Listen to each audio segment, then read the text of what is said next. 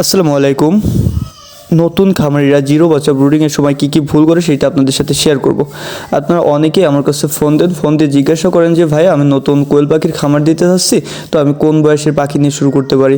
Zero বয়সের পাখি নিয়ে শুরু করব নাকি হচ্ছে যে কোন বয়সের পাখি নিয়ে শুরু করব, এইটা অনেকে আমার কাছে জানতে চান। তো আমি সবসময় সবাইকে একটা কথাই বলি, আপনারা ব্রুডিং কমপ্লিট বা 25 থেকে 30 দিনের বাচ্চা নিয়ে শুরু করার চেষ্টা করবেন। কারণ আমরা জানি যারা নতুন খামারি তারা হচ্ছে যে জিরো বাচ্চা নিয়ে ব্রুডিং করতে পারবে না, আর করতে পারলেও অনেকটা ভুল করবে। যেমন দেখেন, আমার কাছ থেকে আমার বোন কালকে যে বাচ্চাগুলো ফুটছিল সেগুলো নিয়ে আসছে। নিয়ে এসে ওদের আমি কিন্তু সব কিছুই বলে দিছি যে এইভাবে মানে যেভাবে যা করতে হবে সব কিছু এক কথায় হাতে কলমে বুঝাই দিছি।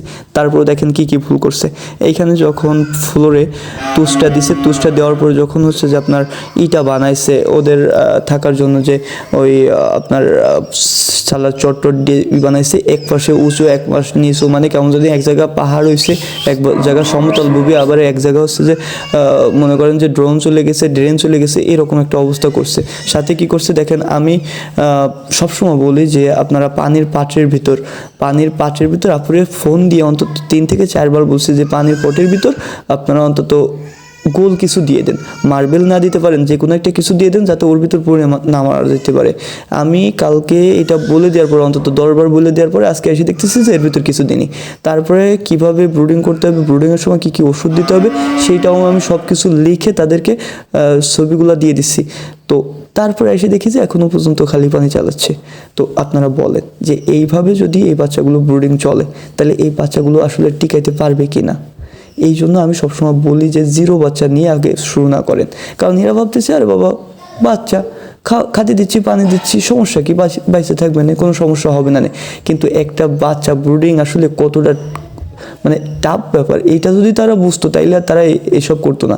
যে 2 দিন পরে তো হচ্ছে যে মরা ধরবে না, সেই সময় বুঝবে না যে আসলে কি ভুল করছে।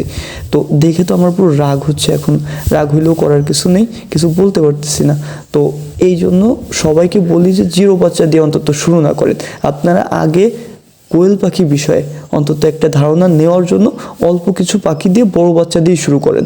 পরবর্তীতে যে সময় আপনার কোয়েল সম্পর্কে একটা ধারণা চলে আসবে, যে এদের যত্ন সব কিছু সম্পর্কে ধারণা চলে আসবে, সেই সময় আপনারা আস্তে আস্তে তারপর জিরো বাচ্চা যে সময় নেবেন সেই সময় একজন মেন্টর থাকবে আপনাদের, যে আপনারা অন্তত বুঝাই দিতে পারবে যে এই বাচ্চাটা এইভাবে করো। আর তার কথা যদি শুনতে পারেন তাইলে আপনি জিরো বাচ্চা নিতে পারেন। কিন্তু এই যেরকম কথা শুনবে না, কথা না শুনে জিরো বাচ্চা, এরকম আপনারা করেন না কেউ। আশা করছি আপনারা বুঝতে পারছেন যে কোন বয়সের পাখিতে শুরু করা ভালো। কোয়েল পাখি সংক্রান্ত নিত্য নতুন ভিডিও পেতে আমাদের পেজটিকে লাইক, কমেন্ট, শেয়ার ও ফলো দিয়ে পাশে থাকবেন। ধন্যবাদ সবাইকে। আসসালামু আলাইকুম।